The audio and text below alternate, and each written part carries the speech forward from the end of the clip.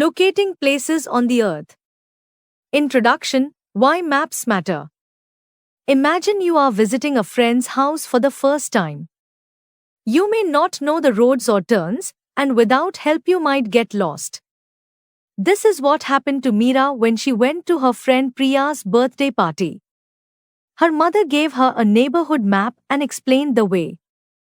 By following the directions step by step, Meera and her cousin Simran reached Priya's home safely.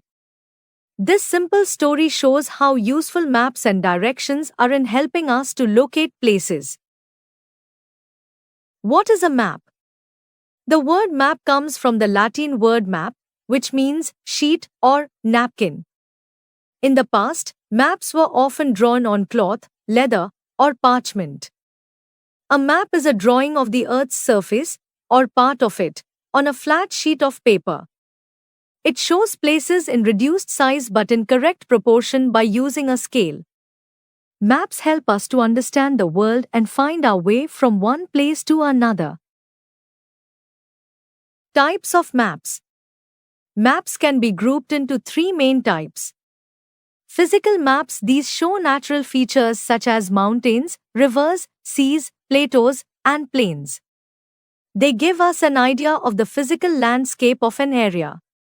Political maps. These show human-made boundaries like countries, states, districts, towns, and villages.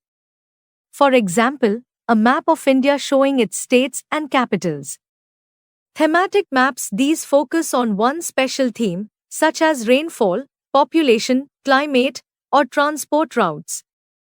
A rainfall map of India is a good example. Parts of a map. Every map has four important parts that make it easy to read.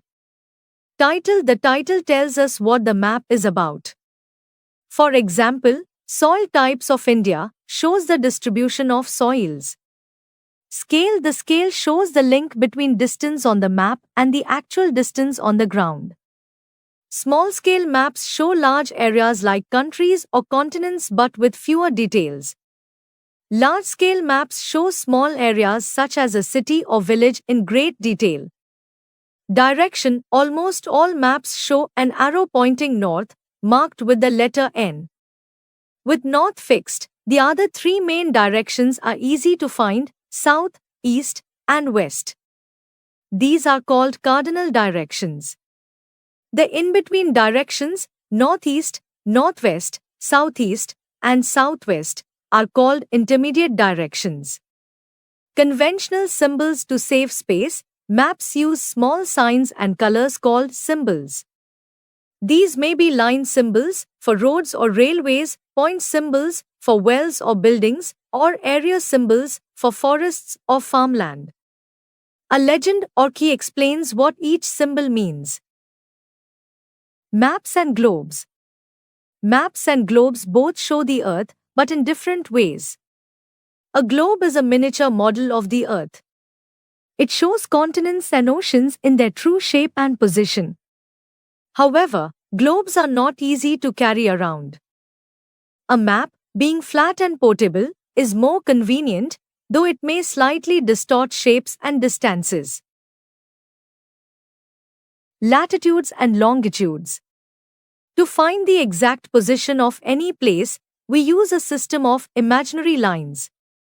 Latitudes are lines running east to west, parallel to the equator. The equator at 0 degrees divides Earth into the northern and southern hemispheres. Important latitudes include the Tropic of Cancer, 23½ degree N, the Tropic of Capricorn, 23½ degree S, the Arctic Circle, 66½ degree N, and the Antarctic Circle, 66½ degree S.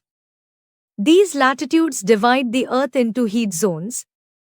Torrid zone, very hot, between the tropics. Temperate zone, moderate climate, between the tropics and circles. Frigid zone, very cold, near the poles. Longitudes are lines running north to south from pole to pole. The prime meridian at 0 degrees passes through Greenwich, near London, and divides the Earth into the eastern and western hemispheres. Together, Latitudes and longitudes form a grid system that helps us pinpoint any place on Earth. Time zones. The Earth rotates 360 degrees in 24 hours, which means it moves 15 degrees every hour.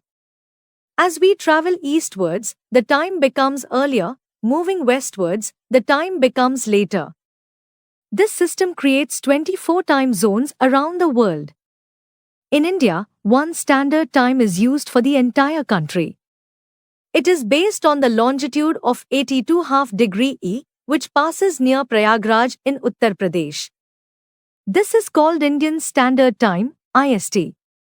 On the opposite side of the globe, near 180 degrees longitude, lies the International Date Line, IDL. Crossing it changes the date. If you travel east, you go back one day. If you travel west, you move forward one day.